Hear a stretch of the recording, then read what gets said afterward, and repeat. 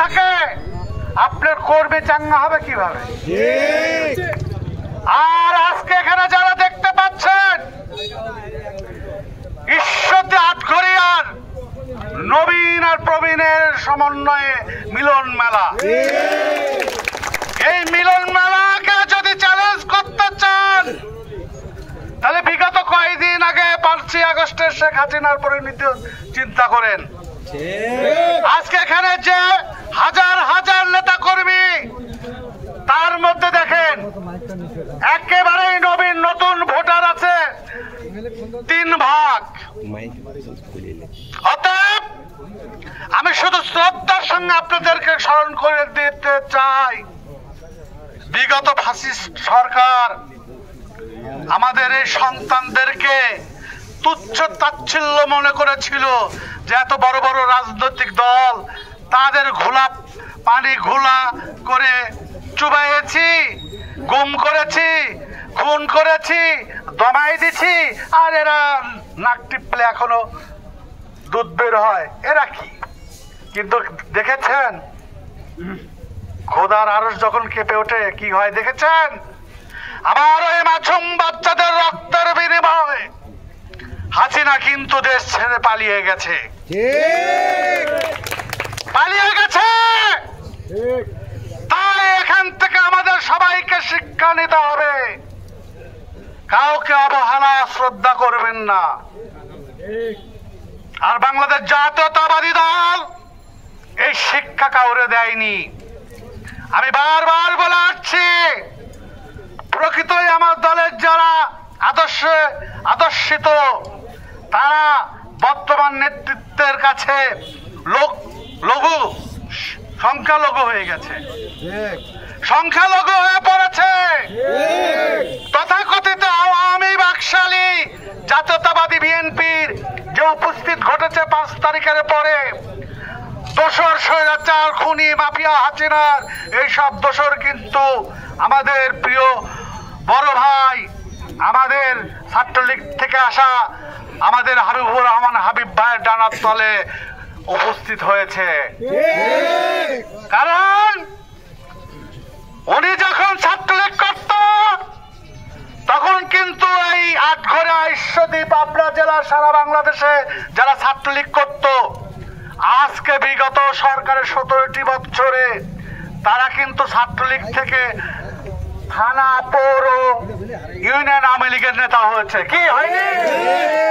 তাদের সন্তানরা কিন্তু এই দোসর হাসিনা খুনির ক্যাডার বাহিনী ছিল। সেই ক্যাডার বাহিনী ঝড়ে জঙ্গলে লুকিয়েছিল, কিন্তু ইদানিং দেখতে পাচ্ছে আমার ঈশ্বরদী আটঘরিয়ায় অনুপ্রবেশ ঘটেছে একটি নেতার মাধ্যমে। সেই অশ্লীল ভাষা, যে ভাষায় আমার দলের শহীদ প্রেসিডেন্ট জিয়া রহমানকে অসম্মান অশ্রদ্ধা করত, আমাদের মা অসুস্থ বেগম খালেদা জিয়া কারাগারে তাকে নিয়ে অশালীন মন্তব্য করত, আমাদের প্রাণপ্রিয় নেতা তারুণ্যের অহংকার তারেক রহমানকে নিয়ে অশালীন বক্তব্য করত। এইসব দোসররা আজকে বিএনপিতে অনুপ্রবেশ ঘটিয়েছে। অতএব তাদের মুখে কখনো আদর্শিক কোনো কথা থাকতে পারে না, তাদের মুখে কোনোদিন সামাজিক রীতি ভাষা থাকতে পারে না। তাই যদি পারত তা ওর হাসিনা পালাতো না, তাই যদি থাকতো ওর বাবা 15ই আগস্ট হতো না। সব আল্লাহর ইচ্ছা, মনে রাখবেন। আল্লাহ বেশি দিন সহ্য করে না, একটা সময় পর্যন্ত ওর বাবা যেভাবে 15ই আগস্টের মধ্যে আল্লাহ বিচার করেছে, 5ই আগস্টের মধ্যে আমার সেই তরুণ সন্তানরা কিন্তু বুকের তাজা রক্তের বিনিময়ে হলেও এই দেশ থেকে হাসিনাকে তাড়িয়ে দিয়েছে। অতএব মনে রাখবেন, আজকের নেতৃবৃন্দ, ভাই ভাই আদর্শিক যদি হই মিল থাকবে, কিন্তু যারা তথাকথিত বিএনপি সেজে অনুপ্রবেশ নির্দেশ করেছেন, খোদার কসম সাবধান হয়ে যান, খোদার কসম সাবধান হয়ে যান। এবং আমার প্রাণপ্রিয় যারা নেতা কর্মী হাবিব ভাইয়ের সঙ্গে আছেন, আপনাদের কাছে উদাত্ত আহ্বান থাকবে, অপেক্ষা করুন। কোন আবেগের কাছে নিজেদেরকে আত্মসমর্পণ করবেন না, কোন মিথ্যাচারের কাছে আপনারা মাথা নত করবেন না, কারণ আপনারা শয্যার সৈনিক। অতএব আজকে আপনাদের পথভ্রষ্ট করছে, কারণ সংখ্যা লঘু হয়ে গেছেন। ওখানে আপনারা জিয়ার সৈনিক সংখ্যা লঘু হয়ে গেছেন, আর সংখ্যা গুরু হয়েছে তথাকথিত আওয়ামী বিএনপি। তাই বলতে চাই, আমার ওইসব ভাইয়ের গায়ে হাত তুললেও যেমন সহ্য করব না, আর আজকের উপস্থিতি যে সব নেতৃত্বদয় আছে তাদেরকেও অপমান করলে সহ্য করব না।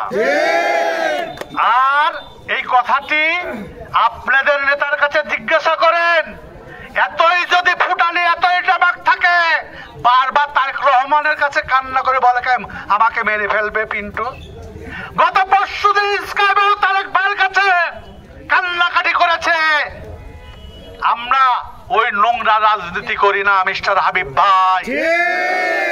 আপনার দলে আমরা যাইনি, আমার দলে এসেছেন। আপনার গায়ে হাত তুলেছিলাম 88, ছাত্রলীগের প্রেসিডেন্ট, তখনও প্রেসিডেন্ট হননি। আপনার গায়ে হাত তুলেছিলাম 94-তে, যে মামলায় আপনি বাদী হয়ে মামলা